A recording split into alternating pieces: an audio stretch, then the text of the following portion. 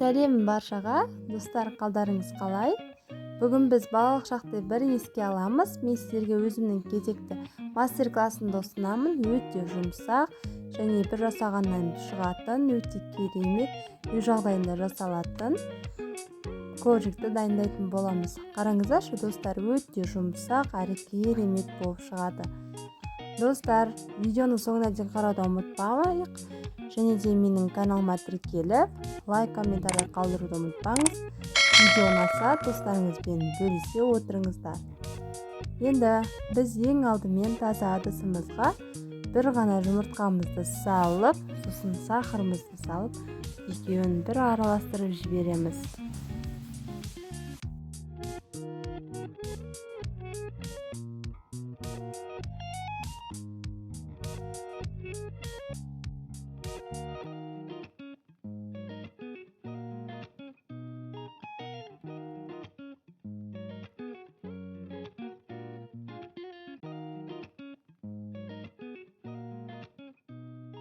Келесі қоспа бізде айран, яғни мендегі өзі үйдегі айран, қолдың айраны.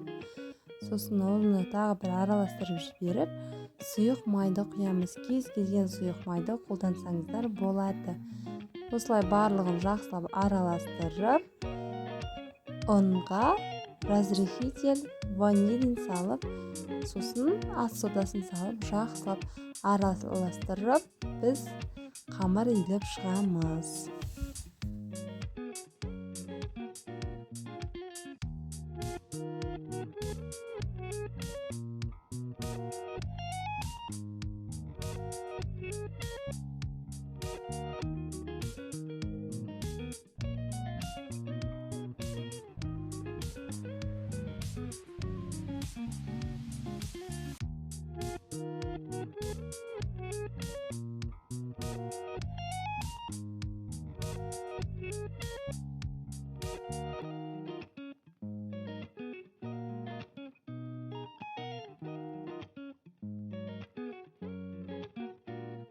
Қамыр елеп болғаннан кейін, бұл коржиктің бір ерекшелігі, біз қамырды 5-10 минут ұстамаймыз, ешқандай уақытта ұстап тұрмаймыз.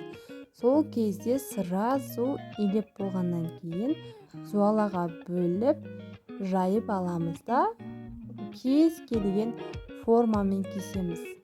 Менде арнайы форма болмаған соң, пиаламен осылай дөңгелек етіп кесіп шықтым.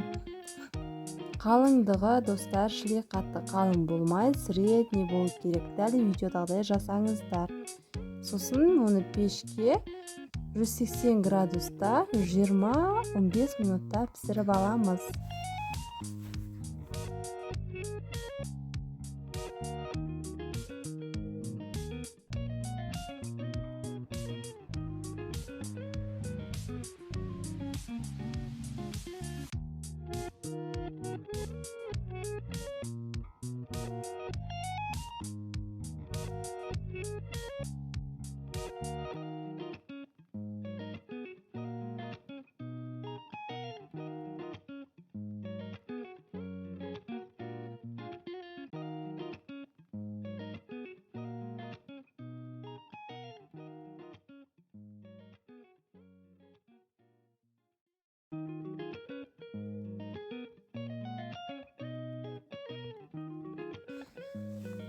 Мінекей, достар, біздің коржигіміз дайын.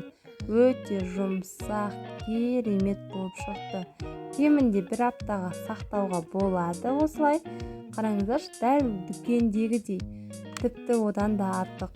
Міндетті түрде жасап көріңіздер, егер сенбесеңіздер, өз қолдарыңызбен жасасаңыздар, менің комментариямен керемет екен деген комментария қалдырып кетіңіздер. Ұнаса, достарыңызбен бөлісе отырыңыз. Мені жоғалтып алмас үшін менің арнама тіркеліп қойыңыздар. Назарларыңызға рахмет. Сіздермен болғанмен Санақ Алтынай.